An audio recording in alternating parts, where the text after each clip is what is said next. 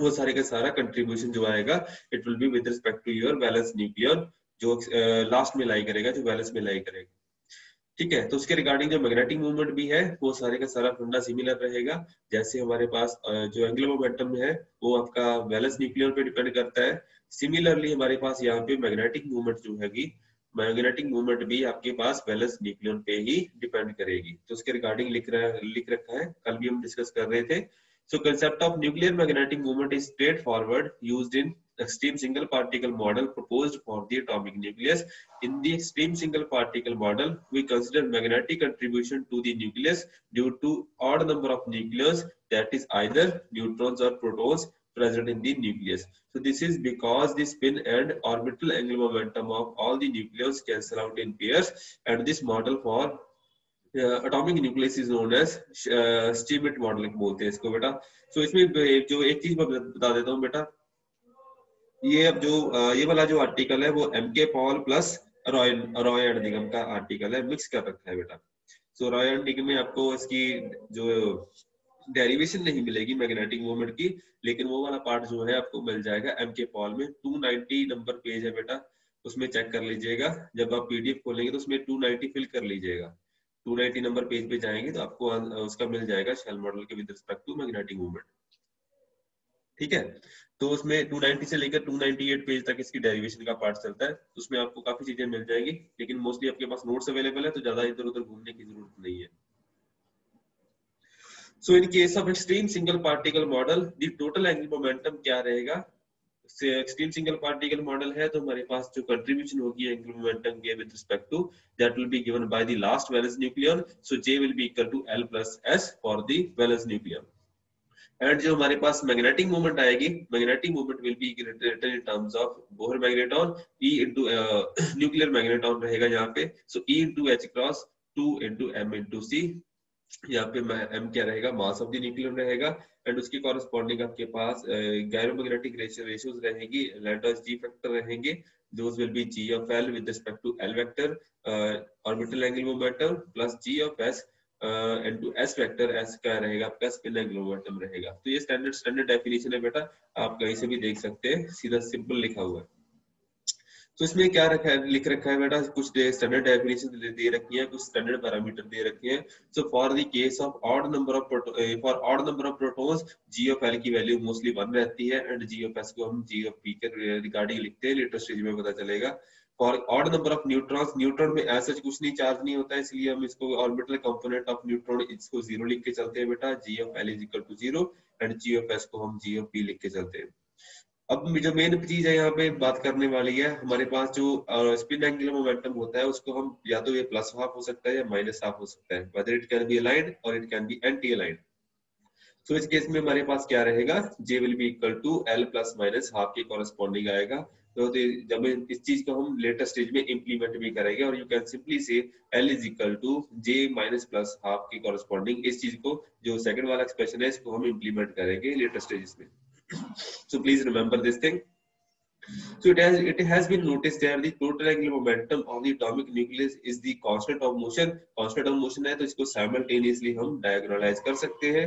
So therefore the effective value of the magnetic moment is given in terms of these values. So effective magnetic moment लिखनी हो बेटा, this is not the as such नहीं है, इसको हम expectation value बोलते हैं। जिन्होंने ब्रेसेस नहीं डाली हुई है इसको टेक केयर कर लीजिएगा। तो मैग्नेटिक मूवमेंट की अगर हम उसकी एक्सपेक्टेशन वैल्यू फाइंड आउट करें, उसकी इफेक्टिव वैल्यू फाइंड आउट करें, तो उसका जो स्टैंडर्ड एक्सप्रेशन है वो एम के पॉल में दे रखा है। तो इसको लिखने का तरीका क्या है? मैग्नेटिक मूवमेंट का dot product with respect to total angular momentum, जिसके विद रिस्पेक्ट टू आप लेना चाहते हैं, एंड जो total angular momentum vector divided by magnitude का स्क्वायर आएगा। अगर with respect to orbital angular momentum निकालना है तो mu dot L into L vector divided by L square के विद रिस्पेक्ट टू आपके पास ये वाला चीज आ जाना चाहिए। तो ऑर्बिट एंगुलर मोमेंटम डायग्राम के कॉरेस्पॉन्डिंग मैग्नेटिक मूवमेंट की डायग्राम भी बनाई हुई है। जे वेक्टर के बिल्कुल ऑपोजिट रहेगा, बिकॉज इसकी डायरेक्शन मैग्नेटिक मूवमेंट की ऑपोजिट डायरेक्शन में रहती है as compared to magnetic orbital angular momentum state. So अगर वेक्टर नीचे को है टोटल एंगुलर मोमेंटम, तो मैग्नेटिक मूवमेंट अप साइड रहेगी। So L वेक्टर क्या है? L vector L plus S देगा, total angular momentum J is equal to L plus S रहेगा। तो similarly mu of L plus mu of S it will give rise to mu of J की corresponding आपके पास result दे देगा। So total magnetic moment जो है it will be vectorial sum for the orbital as well as spin contributions. तो standard contribution है बेटा, तो इसके कॉरस्पॉन्डिंग अभी हमने लिखा है, मैंने आपको स्टार्टिंग में बताया था, ये वाला एक्सप्रेशन जो है इसको हम इम्प्लीमेंट करेंगे। एक दूसरे वाला ये एक्सप्रेशन है लेटर स्टेजेस में आएगा जब हम अचीवमेंट लाइन के कॉरस्पॉन्डिंग रिजल्ट लिखने की बात करेंगे। तो ऑन दी स्क्रीन आपके पास जो मैग्नेटिक मोमेंट अवेलेबल है, जब हम इसकी एक्सपेक्टेशन वैल्यू फाइंड आउट करेंगे, एग्जाम्पल इसके जेड कंपोनेंट की बात करेंगे, तो उसके कॉरस्पॉन्डिंग क्या आएगा, इसका म्यू इफेक्टिव हो जाएगा।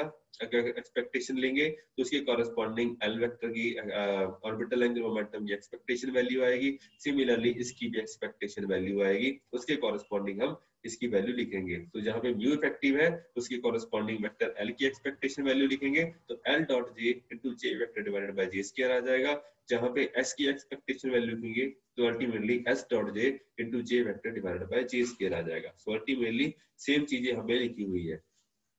सो इसको प्लीज टेक केयर कर लीजिएगा।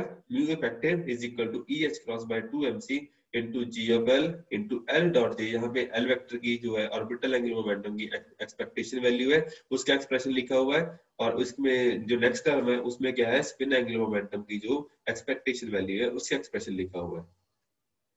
ठीक है, एंड इसको हम एज सच जनरलाइज करके भी लिख सकते थे, बिकॉज हमारे न्यूक्लियस का रिजल्टेंट क्या बनेगा बेटा, एल प्लस एस हमारे पास क्या देगा, it will be giving us J. तो इसके कॉरस्पॉन्डिंग में हम क्या लिख सकते हैं, Lande's g factor g into capital J के फॉर्म में भी इसको आप लिख सकते हैं, ऐसा जनरलाइज्ड फॉर्म जैसे होती है। अब हमारे पास इसकी वैल्यू क्या रहेगी, इसका स्टैंडर्ड एक्सप्रेशन भी होता है, आप डराइव भी कर सकते हैं। कैसे डराइव करेंगे, J is equal to L plus S आ जाएगा, तो आप एल डॉट जे के कॉरस्पॉन्डिंग आप इसका एक्सप्रेशन भी डराइव कर सकते हैं। ठीक है, तो आप इसमें क्या कैलकुलेट करके दे सकते हैं, J is equal to L plus S. तो हमारे पास क्या है बेटा, इसको चेक कर सकते हैं, एल डॉट जे चाहिए आपको, तो ultimately J minus L is equal to S ले लीजिए, वो साइड का स्क्वायर कीजिए, वहां से आपके पास ये वाला एक्सप्रेशन आ जाना चाहिए, डिवाइडेड बाय जे स्क्वायर करेंगे तो आपके पास स्टैंडर्ड एक्सप्रेशन आ जाना चाहिए। तो ये सिंपल टर्म है, एस डॉट जे निकाल रहे हैं तो J minus S is equal to L कर दीजिए, वहां पे आप वो साइड स्क्वायर करेंगे तो J square plus S square minus J dot 2 times J dot S आएगा।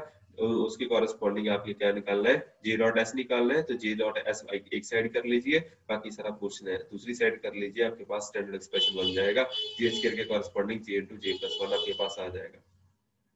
ये स्टैंडर्ड एक्सप्रेशन है, आप इसको फाइंड आउट भी कर सकते हैं जैसे आप न्यूमेरिकल मोस्टली करते हैं।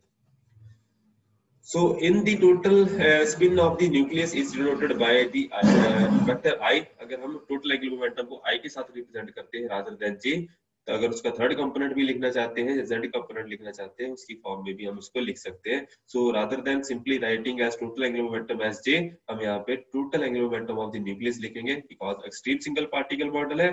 total angular momentum कैसे आएगा, it will be with respect to your valence nucleon, इसलिए जे को हमने आई के साथ रिप्लेस कर दिया। ठीक है जी, तो आपके पास क्या आएगा, e H cross by 2mc into ji of L, L dot I आ जाएगा, I square into vector I, and बाकी सारा पार्ट ऐसा आएगा। जहाँ पे जी डॉट जे लिखा था यहाँ पे जी डॉट आई आ जाएगा, because we are taking care of now whole nucleus. So हमारे पास क्या है बेटा, हमारे पास जो L dot I divided by I square है, तो उसके कॉरस्पॉन्डिंग जहां पे J लिखा था उसके कॉरस्पॉन्डिंग I लिख दीजिए, सारी की सारी वैल्यूज वगैरह हम फिल आउट करके यहाँ पे लिख सकते हैं। ठीक है जी, तो ये इसमें स्टैंडर्ड वैल्यूज लिखी हुई है, जो वेक्टर I है दोनों में कॉमन है, इसलिए ऐसा बाहर निकाल लिया, I ऐसा आ गया, तो G को आप G के साथ कंपेयर कर सकते हैं, आपके पास स्टैंडर्ड एक्सप्रेशन यहाँ पे रहेगा। ये वाला फैक्टर है, ये वाला फैक्टर हमने इसको इक्वल टू यूनिटी कर दिया है, न्यूक्लियर मैग्नेट्रॉन की कॉरस्पॉन्डिंग रहेगा, इसको हमने एज सच रिमूव कर दिया, एज सच इसको जनरलाइज कर दिया, जनरलाइजेशन कर सकते हैं इसको। तो हम ओनली नंबर में डील करेंगे, नॉट दी यूनिट्स। तो इसकी कॉरस्पॉन्डिंग हमारे पास दो लिमिट्स आएंगी, हमारे पास चेक करना पड़ेगा स्टीमेट लाइन के कॉरस्पॉन्डिंग, मैंने आपको स्टार्टिंग में ही बताया था, J is equal to L plus S होता है, यहाँ पे हमारे पास क्या है, I is equal to L plus S होगा, या फिर उसके कॉरस्पॉन्डिंग क्या रहेगा, I is equal to L plus 1/2 और I is equal to L minus 1/2 रहेगा। या फिर आप दूसरी तरह भी लिख सकते हैं, यहाँ पे L will be equal to हमारे पास क्या रहेगा, it will be I minus 1/2 और I प्लस 1/2 के कॉरस्पॉन्डिंग रहेगा, whether it is spin up whether it is spin down के कॉरस्पॉन्डिंग। तो आपके कॉरस्पॉन्डिंग क्या आएगा बेटा, जो आपके जी फैक्टर है, जी फैक्टर की वैल्यू आप यहाँ से डिसाइड कर सकते हैं, बिकॉज आपके पास रिजल्टेंट क्या रहेगा, जो आपके पास मैग्नेटिक मूवमेंट रहेगी, magnetic movement will be written in terms of G into I. अगर आपके पास स्पिन पता है तो उसको आपको ओनली क्या चाहिए, आपके पास जी फैक्टर का कंट्रीब्यूशन चाहिए। अगर आप जी फैक्टर कैलकुलेट कर सकते हैं तो आपके पास ऑटोमेटिकली डिपेंडेंस आ जाएगी। तो यहाँ पे हम जी फैक्टर को कैलकुलेट करने की बात करते हैं। तो आपको अगर आपने इसकी वैल्यू वगैरह फिल करेंगे L is equal to I minus one half इस फैक्टर में, जी फैक्टर में, तो आपके पास अल्टीमेटली ऐसा एक्सप्रेशन आपको देखने को मिलेगा। तो अगर आप ये आपके पास क्या है, L is equal to I plus one half है, उसके कॉरेस्पॉन्डिंग सेपरेट आउट एक्सप्रेशन बन जाएगा आपके पास। तो अब हम बात करते हैं for case of odd proton. Proton के केस में क्या है, जी ऑफ एल को हम 1 मान के चलते हैं एंड जी ऑफ एस को जी ऑफ पी के कॉरेस्पॉन्डिंग लिखते हैं। तो स्टैंडर्ड एक्सप्रेशन के कॉरेस्पॉन्डिंग हम इनको सेपरेट आउट कर सकते हैं। तो हमारे पास दो तरह की लाइनें बनेगी, दो तरह के एक्सप्रेशन बनेंगे मैग्नेटिक मोमेंट के। One will be corresponding to L is equal to 1 I minus half and second one corresponding to L is equal to I plus one half के कॉरेस्पॉन्डिंग आपके पास रिजल्ट बनेगा, both for the case of protons as well as neutron. Neutron के case में आपके पास जो standard factors हैं g of L and ji of S, वो दोनों ही अपने अलग अलग होंगे। देन दी प्रोटॉन्स आपके पास यहाँ पे जी ऑफ एल 0 हो जाएगा एंड जी ऑफ एस आपका जी ऑफ पी के बराबर आएगा। आप इसको चेक भी कर सकते हैं, आपके पास यहाँ पे भी दो तरह के फैक्टर बनेंगे। So it is clear that आपके पास प्रोटॉन एंड न्यूट्रॉन्स के लिए जो फैक्टर है वो ऐसे ही बनेंगे एंड उनको अगर आप ग्राफ बनाने की कोशिश करें तो उसके कॉरेस्पॉन्डिंग आपके पास ऐसे ग्राफ आएंगे विद रिस्पेक्ट टू आपके पास टच केस और jack knife case. Jack touch case किसको बोलेंगे हम, जहां पे आपके पास J is equal to L plus one half spin aligned है। Jack knife case spin anti aligned होनी चाहिए। ये आपकी एक्सपेरिमेंटल वैल्यूज है बेटा ऑन द स्क्रीन जो दे रखी है। This is for the proton case. तो आपके पास दो लाइनें बनेगी, one will be corresponding to jack knife case, second one corresponding to stretch case. तो दोनों के कॉरेस्पॉन्डिंग आपके जो रिजल्ट्स है वो ऐसे वेरी करेंगे एंड उसके कॉरेस्पॉन्डिंग जो एक्सपेरिमेंटल वैल्यूज है आप देख सकते हैं, experimental values are very much nearer to the stretch case as well as jack knife case. मतलब experimental results are in agreement with the theoretical predictions. तो हम मान सकते हैं कि हमारे पास जो शेल मॉडल है, जो शेल मॉडल की स्टडी है हमने की अभी तक, वो सारी की सारी ठीक है एंड जो रिजल्ट्स रिप्रोड्यूस हो रहे हैं उसके कॉरेस्पॉन्डिंग जो हमारा मॉडल है इट इज ऑलमोस्ट एक्यूरेट। ठीक है। For the case of odd neutron के केस में हमारे पास क्या रहेगा, उस केस में भी हमारे पास दो केसेस बनेंगे बेटा। अल्टीमेटली यहाँ पे भी आपके पास जो वैल्यूज हैं वो those are in agreement, theoretical values are and experimental values are in great agreement with each other. तो हमेशा ही जब भी न्यूक्लियर फिजिक्स डिस्कस की जाती है तो थ्योरेटिकल एंड एक्सपेरिमेंटल फिजिक्स को साइड बाय साइड रख के सॉल्व किया जाता है। आप ऐसा प्योर थ्योरेटिकल रिजल्ट भी रियलाइज नहीं कर सकते, एज वेल एज आपको अगर थ्योरी पता करनी है तो आपको एक्सपेरिमेंटल डाटा चाहिए ही चाहिए होगा। तो न्यूक्लियर फिजिक्स में एक्सपेरिमेंटल फिजिक्स जो है, एक्सपेरिमेंटल डाटा जो है काफी ज्यादा इंपॉर्टेंट होता है। ठीक है जी। So after substituting the value of lambdas g factor both for the protons as well as the neutrons magnetic moment associated with particular nucleus, हमारे पास जो वैल्यूज होंगी वो ऐसी ही आ जाएंगी। ठीक है जी। तो हमारे पास जनरलाइज केस हो गया बेटा for the case of stretch case as well as jack knife case. तो दोनों के लिए आपके पास स्टैंडर्ड एक्सप्रेशन हमने कैलकुलेट करके लिख दिया है। एंड अगर हम इसकी वैल्यूज गैरोमैग्नेटिक वैल्यू रेशियो जो है जी फैक्टर जो है इसके कॉरेस्पॉन्डिंग हमारे पास for the case of proton अगर वैल्यू फाइंड आउट करने की कोशिश करें, जी ऑफ एल तो हमारे पास 1 होता था एंड जी ऑफ एस को हम क्या लिखते हैं, कैलकुलेटेड वैल्यू जो है it is 5.58 and for the case of neutron G of L is equal to 0 and ji of S जो है हमारे पास इट इज -3.82 के कॉरेस्पॉन्डिंग होती है। उसके कॉरेस्पॉन्डिंग वैल्यूज वगैरह फिल आउट करके जो स्टैंडर्ड एक्सप्रेशंस है उसको हम फाइंड आउट कर सकते हैं कि अगर आपके पास प्रोटॉन है, अगर आपके न्यूक्लियस में ऑड प्रोटॉन न्यूक्लियस है तो उसकी मैग्नेटिक मोमेंट क्या रहेगी, it will be I plus 2.79 and it will be I minus 2.79 I divided by I plus 1 के corresponding रहेगा stretch at jackknife case and similarly for the case of magnetic movement for the case of odd neutron case, जहां पे odd neutron रहेगा यहाँ पे spin की dependency नहीं है। For the case of stretch case and jackknife case की corresponding आपके पास स्पिन डिपेंडेंसी आएगी ही आएगी। सो प्रोटॉन के लिए जो आपकी स्टैंडर्ड मैग्नेटिक मूवमेंट है वो फिक्स्ड है for the case of stretch case. तो आपके पास ये सारी चीजें एग्जिस्ट करेंगी बेटा। तो ऐसे ही काफी सारे लिटरेचर आपको अवेलेबल होगा। तो यहाँ से जो शेल मॉडल है आपके पास क्या प्रेडिक्शन दे देता है, अगर आपके पास सिर्फ और सिर्फ आप प्रोटॉन की कंसीडरेशन करें, स्पिन नहीं होगी यहाँ पे, तो अल्टीमेटली प्रोटॉन के केस में स्पिन मैग्नेटिक मूवमेंट कितनी आएगी, it will B 2.79 and for the case of odd neutron आपके पास कितनी आएगी -1.91। तो for the case of neutron आपके पास मैग्नेटिक मूवमेंट 0 नहीं रहेगी जैसा कि होना चाहिए था, बिकॉज न्यूट्रॉन वाज अनचार्ज। लेकिन न्यूट्रॉन की इंटरनल डिस्ट्रीब्यूशन भी हो सकती है, न्यूट्रॉन के कॉरेस्पॉन्डिंग इंटरनल आपके चार्ज डिस्ट्रीब्यूशन भी एग्जिस्ट कर सकती है, लेकिन एज ए होल जो न्यूट्रॉन है वो न्यूट्रल है। लेकिन एज सच आपके पास मैग्नेटिक मोमेंट यहाँ पे वैल्यू जो है नेगेटिव एग्जिस्ट कर रही है, प्रोटॉन के लिए मैग्नेटिक मोमेंट की वैल्यू पॉजिटिव है। तो इसके बेस पे हमारे पास जो काफी सारे रिजल्ट्स हैं जिनको हम एक्सप्लेन करने की बात करते हैं। तो यहाँ पे उनको ऑन स्क्रीन लिखा हुआ है, न्यूट्रॉन की मैग्नेटिक मोमेंट जो है हमारे पास क्या लिख रखा है बेटा, इसकी कॉरेस्पॉन्डिंग -1.91 होता है। हाइड्रोजन जो प्रोटॉन न्यूक्लियस है, प्रोटॉन की कॉरेस्पॉन्डिंग स्पिन जो है 1/2 होती है, मैग्नेटिक मोमेंट 2.79 है। जो मल्टी पार्टिकल कॉन्फ़िगरेशन या शेल मॉडल कॉन्फ़िगरेशन, उसके कॉरेस्पॉन्डिंग 1s1/2 रहेगा। इसके कॉरेस्पॉन्डिंग अगर ड्यूटेरियम हो गया आपके पास, न्यूट्रॉन हो गया, या उसके कॉरेस्पॉन्डिंग 1s/1/2 के कॉरेस्पॉन्डिंग उसके दो पार्टिकल आ जाएंगे। तो अगर 3 हो गया तो 3 के कॉरेस्पॉन्डिंग आपके पास कॉन्फ़िगरेशन आ जाएगी।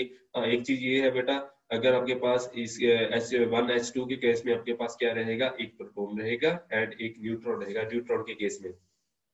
ठीक है, इन दोनों के इस केस में आपके पास एक प्रोटॉन भी है, न्यूट्रॉन भी है। तो मैग्नेटिक मोमेंट कंट्रीब्यूशन क्या आएगी, it will be the sum of proton contribution as well as neutron contribution. तो यहाँ पे प्रोटॉन की कंट्रीब्यूशन दे रखी है, न्यूट्रॉन की कंट्रीब्यूशन दे रखी है, तो दोनों का आप क्या करें बेटा, सम कर दे, तो अल्टीमेटली आपके पास आंसर क्या आएगा, 0.86। लेकिन जो आपके पास थ्योरेटिकल वैल्यू है उसके कॉरेस्पॉन्डिंग आपके पास जो एक्सपेरिमेंटल वैल्यू है बिल्कुल ऑलमोस्ट है। सो इन दोनों में से 2.79 से आप 1.91 माइनस करेंगे तो 0.88 ही रिजल्ट आएगा।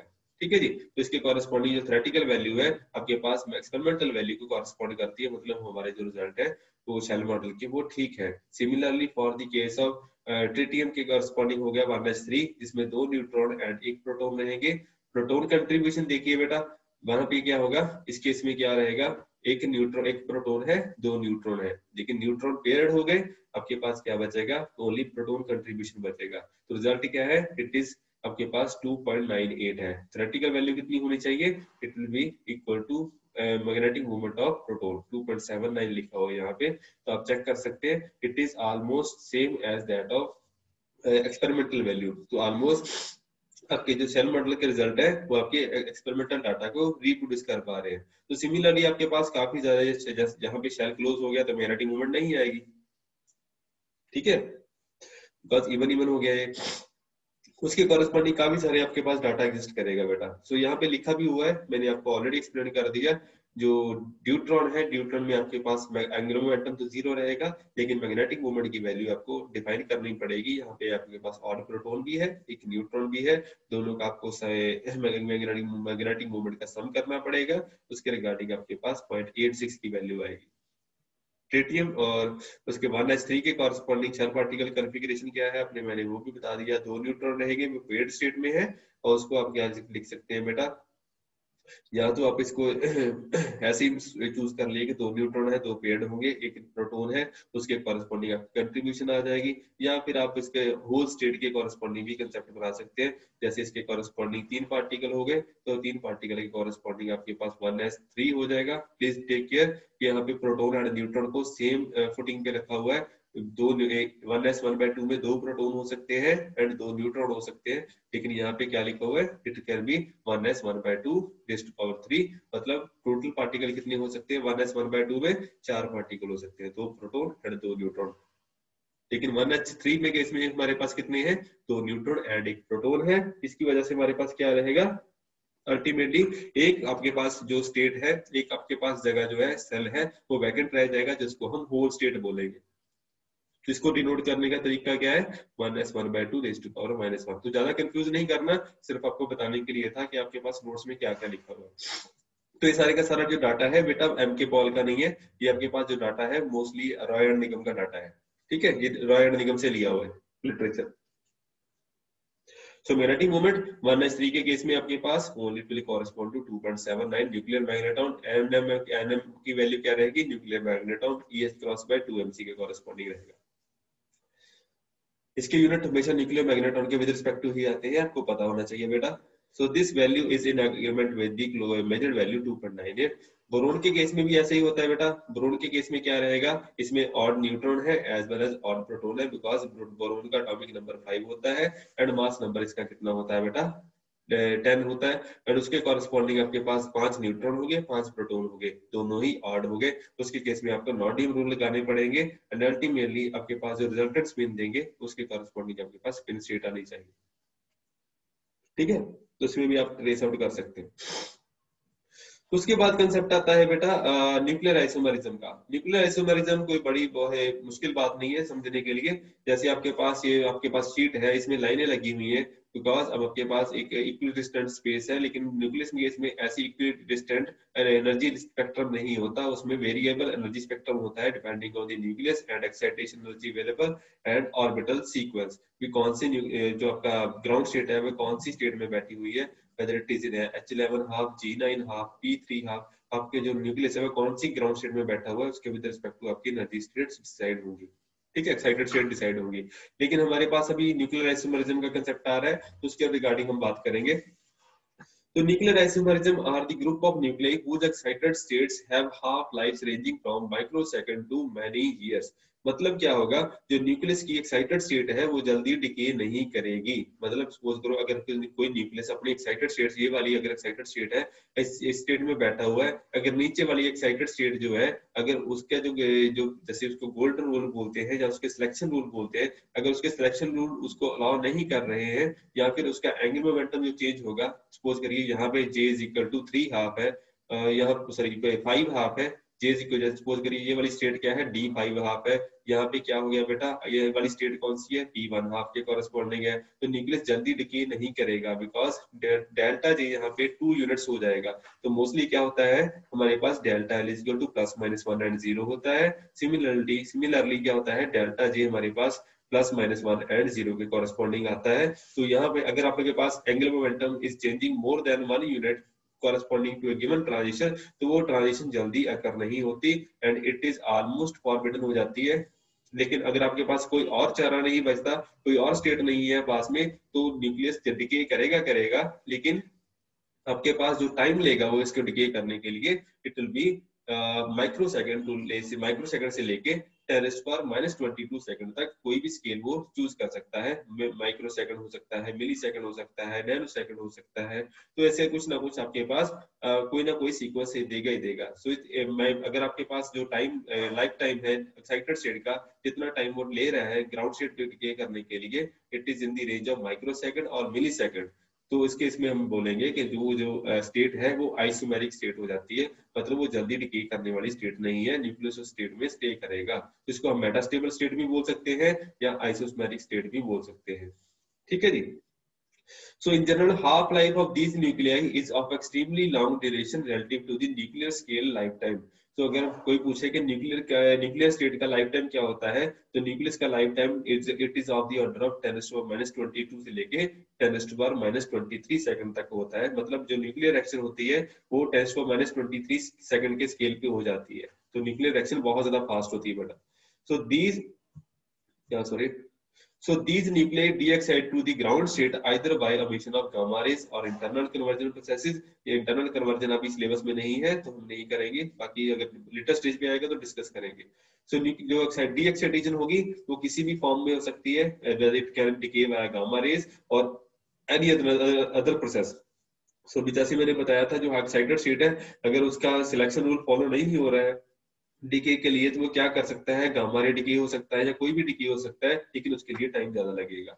If the we consider the de-excitation process with gamma ray photon, अगर सपोज करिए ट्रांजिशन गामा रे से हो रही है, मतलब एक्साइटेड स्टेट से जब ग्राउंड स्टेट में डिके आएगा तो आपकी जो ट्रांजिशन होगी वो it will B gamma photon. तो आपके पास जो रेडिएशन निकलेगी वो गामा रे की फॉर्म में निकलेगी। It may be notice that emitted radiation are electric or magnetic multipose depending on the change in spin parity during the de-excitation process। तो आपके पास जो दो एक्साइटेड स्टेट्स होती है, अगर दोनों के बीच में कोई भी ट्रांजिशन होती है न्यूक्लियस के केस में इन जनरल, तो आपके पास कौन सी आती है, these are electric और magnetic transitions। दोनों में से it may B E1 transition, it may B M1 transition, it may B E2, it may B M2। मतलब अब क्या, अगर आपके पास क्या हो सकती है, it may B dipole, dipole क्या होती है E1, या इसको बोलते हैं हम इलेक्ट्रिक डाइपोल हो सकता है, इवन इलेक्ट्रिक डाइपोल होता है, या फिर मैग्नेटिक डाइपोल को क्या बोलते हैं, M1। तो अगर आपके पास delta J is equal to 1 हो रहा है तो उसके कॉरेस्पॉन्डिंग E1 भी हो सकती है एंड M1 भी हो सकती है। अगर डेल्टा J आपके पास 2 हो रहा है तो आपके पास क्या आएगा, या तो आपके पास क्या आएगा, E2 आएगा या फिर M2 आएगा। लेकिन मोस्टली M2 ट्रांजिशन आपको कम देखने को मिलती है रादर देन E2। E2 बहुत ज्यादा देखने को मिलेगी। तो M2 जो ट्रांजिशन होती है वो मल्टीपोल, वह बहुत ही वीक होता है, बहुत वीक ट्रांजिशन होती है एंड इट इज बहुत कम देखने को मिलती है। तो फॉरवर्डिंग ट्रांजिशन भी बोलते हैं कई बार इसको।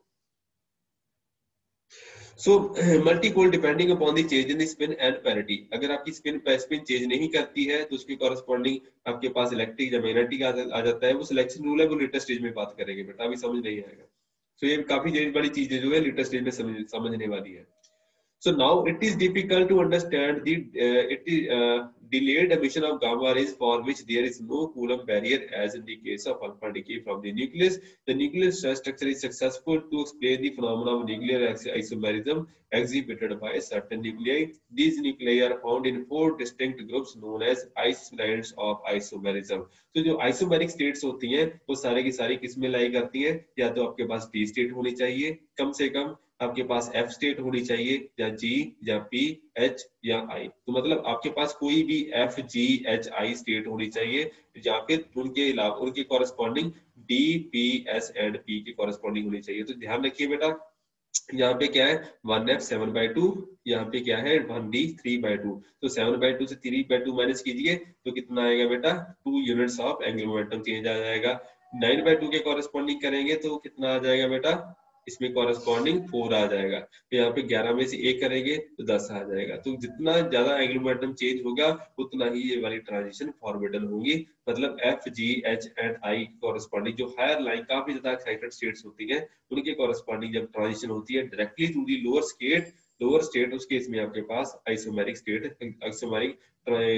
देखने को मिलेंगी, बिकॉज ये वाली ट्रांजिशन पॉसिबल नहीं होती है। It takes a lot of time to for the decay to occur. तो ये जो न्यूक्लियस स्टेट को कॉरेस्पॉन्ड करते हैं इन लेवल्स को, वो कौन कौन से होते हैं, atomic number will be less than 27 and neutron number will be greater than 19. Similarly, जो second case है, neutron number will be greater than 39 and atomic number will be less than 49. Similarly for the other two cases, तो आपके पास जो ये वाले 4 islands और उनके कॉरेस्पॉन्डिंग आपके पास आइसोमेरिक स्टेट देखने के लिए मिलती है। तो ये सारे का सारे रिजल्ट्स जो है वो इस मास रीजन के रिगार्डिंग आते हैं। तो कोई भी एक पर्टिकुलर मास रीजन जो है, जैसे ये वाला 50 वाला मास रीजन हो गया, तो उस केस में भी आपको आइसोमेरिक स्टेट देखने के लिए मिलेगी। जहां पे आपके पास लेड आ गया, जैसे एटॉमिक नंबर जो है उसके 81 के कॉरेस्पॉन्डिंग आ गया, तो वहां भी आपको देखने के लिए मिलेगा। तो ऐसे कुछ ना कुछ आपको स्ट्रक्चर देखने के लिए मिलेगी। यहाँ पे आपके पास दे रखी है बेटा पोटाशियम 41 की एग्जांपल दे रखी है। तो ये वाला आपके पास आ जाएगा बेटा 19 हो गया बेटा, atomic number is less than 27। तो फर्स्ट आइसलैंड की बात कर रहे हैं। Let us consider the decay of the nucleus with the emission of gamma ray 1.3 MeV। तो काफी ज्यादा हाई एनर्जी gamma ray है। with the half life is 10⁻⁻1 nanosecond का इसका हाफ लाइफ रहेगा। मतलब एक्साइटेड स्टेट जो है वो 1 नैनोसेकंड का लाइफ टाइम लेके तब डिके करेगी। So this delay emission can be explained on the basis of shell model configurations. According to the shell model structure, if the gamma ray photon is emitted from excited state with high spin value to the lower state with lower spin value, then there is large spin change involved in such transition, lower energy transition. So this large change leads to low probability and thus long life of the gamma ray emission. So such structure is given by। तो मैंने पहले ही बता दिया ये वाला फंडा जो भी लिटरेचर बता रहा है कि अगर आपके पास हायर एक्साइटेड स्टेट से लोअर एक्साइटेड स्टेट के बीच में जो आपका एंगुलर मोमेंटम का गैप है वो ज्यादा है, डेल्टा J ज्यादा है आपके केस में, तो उस केस में आपके पास आइसोमेरिक स्टेट होने के चांस ज्यादा होते हैं। तो यहाँ पे देखिए 1.3 MeV बहुत ज्यादा हो जाती है एनर्जी बेटा। मोस्टली जो न्यूक्लियर जो ट्रांजिशन होती है वो KeV में होती है, किलो इलेक्ट्रॉन वोल्ट में होती है, मेगा में नहीं होती मोस्टली जो गामा रे फोटोन होते हैं।